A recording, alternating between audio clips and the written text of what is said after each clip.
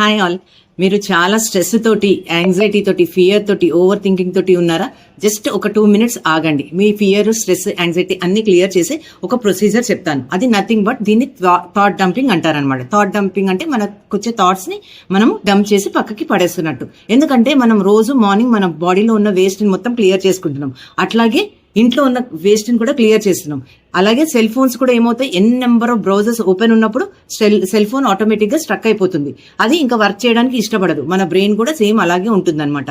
So మనం ఒక పక్క నుంచి నెంబర్ ఆఫ్ థాట్స్ తోటి బ్రెయిన్ మొత్తం డీక్లటర్ అయిపోతుంది. అయిపోయినప్పుడు ఆ థాట్స్ ని వెంటనే తీసేయకపోతే, every day to day clear చేసుకోకపోతే ఏమవుతుందంటే అది బాగా ఇరుకుగా అయిపోయి ఇంకా వేరే కొత్త థాట్ రాదు. దానివల్ల స్ట్రెస్, యాంగ్జైటీ, ఓవర్ థింకింగ్, బాధ, భయము, ఫియర్ ఇలాంటి నెగిటివ్ ఎమోషన్స్ అన్ని క్యారీ చేస్తూ ఉంటాం అనమాట. సో దీనికోసం మనం ఏం చేయాలి అంటే, you should take one book తీసుకున్న తర్వాత ఆల్ఫా స్టేట్ లోకి మన మైండ్ ని తీసుకెళ్ళాలి. అంటే ఏం చేయాలి, 4-6 ప్యాటర్న్ లో బ్రీతింగ్ అనేది చేయాలి. 4-6 అంటే just breathe for 4 seconds, hold for 2 seconds, release for 6 seconds.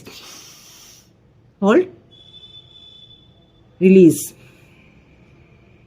So ఈ విధంగా 3 times చేయాలి. 3 times చేసినప్పుడు మన బ్రెయిన్ అనేది ఆల్ఫా స్టేట్ లోకి వెళ్తుంది. సో వెళ్ళంగానే అప్పుడు ఏం చేయాలంటే, మన థాట్స్ ని just don't judge the thoughts. మీకు ఎలాంటి టైప్ ఆఫ్ థాట్స్ వస్తున్నాయనేది జడ్జ్ చేయకండి. ఒక పుస్తకం తీసుకుని ఆ థాట్స్ ని మొత్తం రాయండి. టైమర్ పెట్టుకోండి. టైమర్ ఎంతసేపు పెట్టుకుంటారు?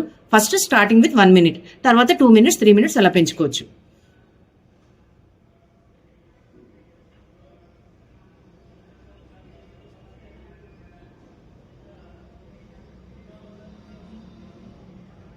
సో ఇలాగా మనము థాట్స్ ని రాస్తూ ఉండాలి. అట్లాగా మీరు ఆ టైమర్ లోపల ఎన్ని థాట్స్ వచ్చాయో రాసుకుంటూ ఉంటే మీకు థాట్స్ అనేవి తగ్గుతూ ఉంటాయి. దానివల్ల స్ట్రెస్, యాంగ్జైటీ, ఫియర్ ఇలాంటివి కూడా నెగిటివ్ ఎమోషన్స్ అన్ని తగ్గుతూ ఉంటాయి అనమాట. సో మీ బ్రెయిన్ క్లియర్ అయిపోతుంది. ఇది ఒక్క రోజు చేయాల్సింది కాదు, day to day, every day ఏదో ఒక టైం పెట్టుకుని మార్నింగ్ అవర్స్ లో చేస్తూ ఉంటే మీ మైండ్ అనేది ప్రశాంతంగా తయారవుతుంది అనమాట. Thank you so much.